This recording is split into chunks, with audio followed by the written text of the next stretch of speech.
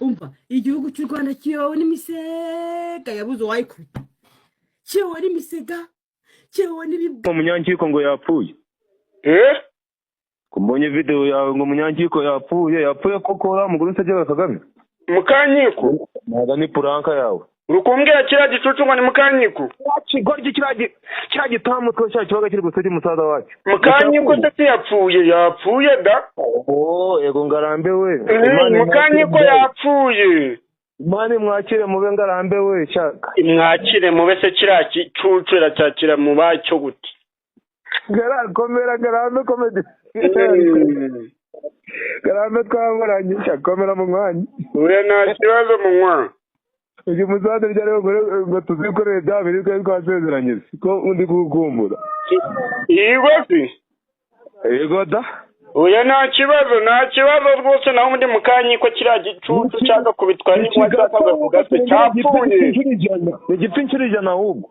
Nukurikira ni kiri mari mu kintu kirahangara u Rwanda kigahangara umukuru w'igihugu tuyobora neza cyarangiza kikamushyira kikamutuka sha kigasebya u Rwanda sha. Kiriya gicenge cy'umutwe kigatinyuka tuga umusaza wacu twubaha tunemera twese twakora ingofero sha. Ibaze nawe sha reba harugejeje sha. Ntoreba kuntu tumeze sha turi kuruga turakaraga imihanda none igicucu kikuruga kiramusebya sha. Ariko se yamusebya atamusebya n'ubundi yewe mwiyorere n'ubundi ndakeka yagwengeye ndabizewe yapfuye. Ngara nta kundi ariko ubundi tugisengera gipfa inshuro 100. Ndamusengera uriya mudayimoni nje nakirirwa musenge. Twakomeje mu kiganiro cacu nk'ibisanzwe rero uyu ni umugore bita Mukanyiko Sylvain Mutabazi, ni umunyarwandakazi ariko akaba ataba mu gihugu cy'u Rwanda. Uyu Mukanyiko Sylvain nkuko mubibona agenda apfobya igihugu ndetse agapfobya na perezida, ndetse nta numwe atinya, ariko nawe impamvu nuko atabarizwa hano mu gihugu cy'u Rwanda. Yibera mu gihugu, yibera hanze bita irwota amasimbi, yibera mu bihugu byo hanze, abeshejweyo no kuba asebya igihugu. Bakavuga yuko yahunze igihugu kubera ko yagiye akoze jenoside ndetse akaba nayipfobya. Abantu mukurikirana, hari benshi bagenda kurikirana ibiganiro bye ku mbuga nkoranyambaga, genda bayibasiriye umuyobozi wacu, ndetse sibyo n'umuyobozi wacu mukuru n'abandi bayobozi bari hasi bose aba yabibasiriye. Ntago mbazaniye inkuru mbabwira ko yapfuye, ariko n'ubusanzwe ubundi tumufata nk'udahari nk'uwapfuye kera. Uyu ntago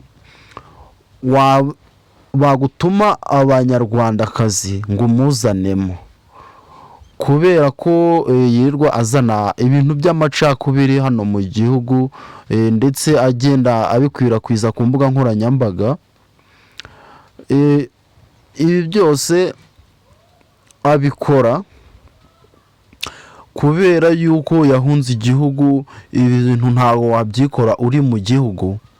Ariko uyu Mukanyiko Sylvain Mutabazi wigira metre, wigira kongwe, ndabizi mugenda mubibona kenshi na kenshi agenda atukana. Handi mujene nawe dufite hano mu gihugu cy'u Rwanda wo bita Jeskizo wa Mipango, wo bita Gasuku, niwe bahora batukana buri munsi. Ukibaza igiti babajwemo bikakuyobera ko birwa batukana, bahamagana batukana. Iki kigore naco kigenda gisebya, ni igisazi iki kigore.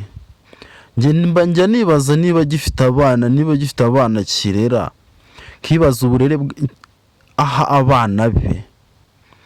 Uyu ngo ni Mukanyiko, ndibaza niba afite abana, abo bana yaba abaha ubuhe burere? Ntago wakwirirwa ubiba amacakubiri, utuka kandi unapfobya unasebya abayobozi usebye igihugu nta bundi bwenge uba ufite usibye kuvuga yuko uyu Mukankiko Sylvain yapfuye, hakaba hasigaye izina rye niryo risigaye, naho we yarapfuye, yapfuye ahagaze. Uyu Mukankiko Sylvain nk'ibisanzwe yibera mu bihugu byo hanze, atunzwe n'umunwa no kuba asebya abandi, asebya by'umwihariko asebya abanyarwanda ndetse n'abanyarwandakazi. Nkuko mugenda mubibona, we agenda avuga yuko ari umunyarwandakazi, ariko akazanamo ibintu by'amoko, avuga ko we ari umuhutu. Ukibaza ngo ese amoko aracyabaho?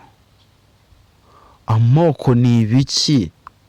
We kagenda avuga ngo ni umuhutu, ngo abandi ni abatutsi, azana ibigambo nk'ibyo bipfuye bitakagombye kuranga umuntu ungana kuriya. Ni umuntu ukuze, ariko ibimuranga ni amacakubiri, kuba asebya igihugu, ndetse avuga yuko ngo ni umuhutu. Ibyo bintu nibyo byamubase, byamubaye mu kanwa cyane, ndetse no mu mutwe nibyo byamukoroneje, yuko yirirwa atukana hano ku mbuga nkoranyambaga.